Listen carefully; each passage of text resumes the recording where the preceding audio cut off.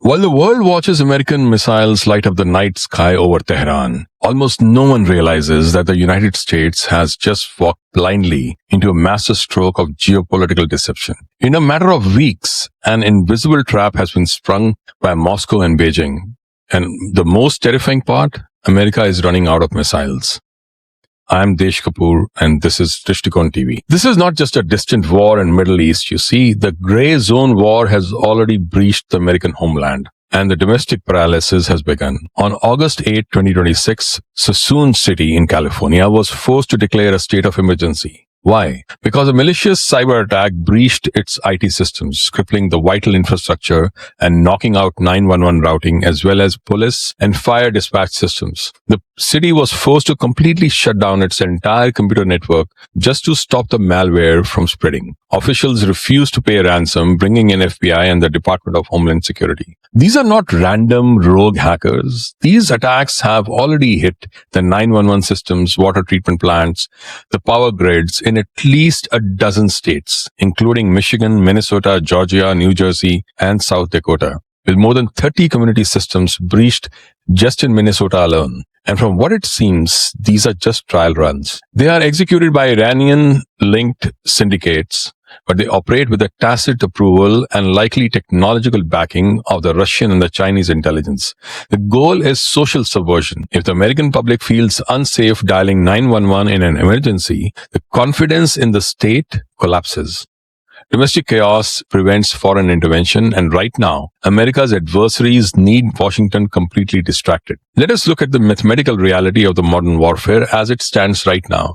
The dynamic between Washington and Tehran is a textbook example of asymmetric warfare. It is designed to push a superior military power into a catastrophic misallocation of resources. By consistently and constantly angering the Trump administration, Iran has successfully baited the United States into a high-intensity kinetic response. The U.S. is expending highly sophisticated multi-million-dollar precision-guided munitions like the Tomahawk cruise missiles, SM-6 interceptors, and JDAMs to strike Iranian drone facilities and missile silos.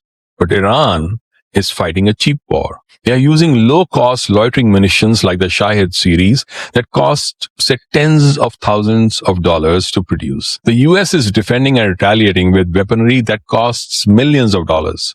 America's defense industrial base is not structured for sustained attrition warfare. It operates on a fragile, just-in-time, peacetime manufacturing model. Replacing a single Tomahawk missile takes months, and supply chains rely on real earth minerals largely controlled by China. Every SM-6 fired into the Zagros Mountains is a missile no longer available in the Indo-Pacific Command to deter the PLA in the Taiwan state, or in European Command to deter Russian aggression. The US stockpile is going down to dangerously low levels right now.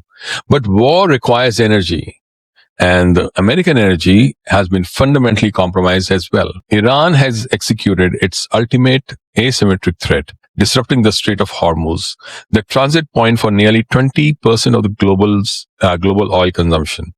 Tehran has explicitly stated that the strait will remain closed until the United States agrees to its demands, prompting emergency US-Oman back-channel talks.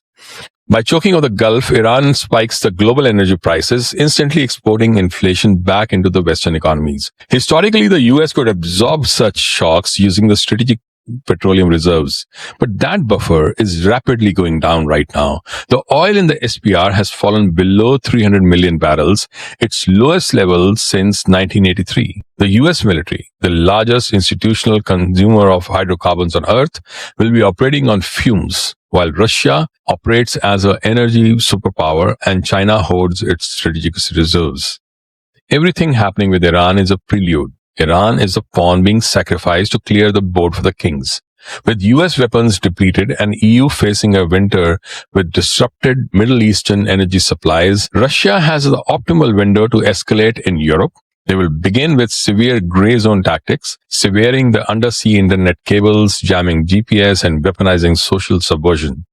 When kinetic action finally occurs, NATO's cupboard will be bare. Meanwhile, Beijing is watching the missile inventory drop at rapidly low levels, as we discussed. By letting Iran absorb America's wrath, China is ensuring that if US tries to intervene in Asia, it will not have enough firepower. To truly grasp the dynamics of this conflict, we must strip away the emotional rhetoric and examine it through the rigorous lens of international relations and military theory.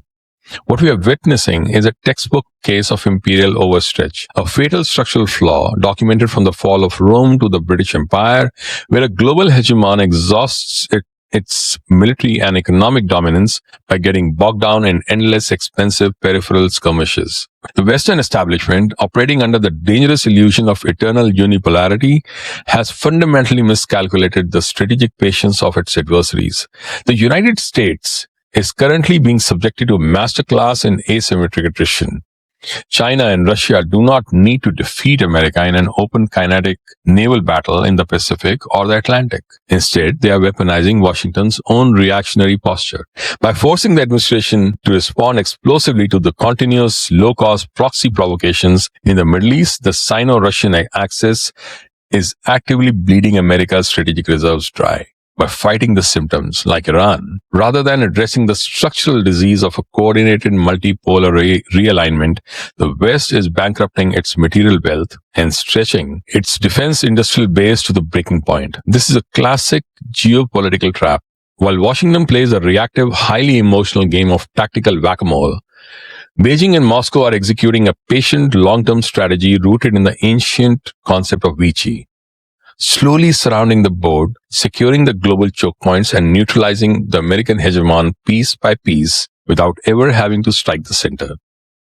If you want to understand exactly how Russia and China plan to exploit this weakened America to dominate the Indo-Pacific and the Europe and other geopolitical analysis, please subscribe to our channel and hit the bell icon.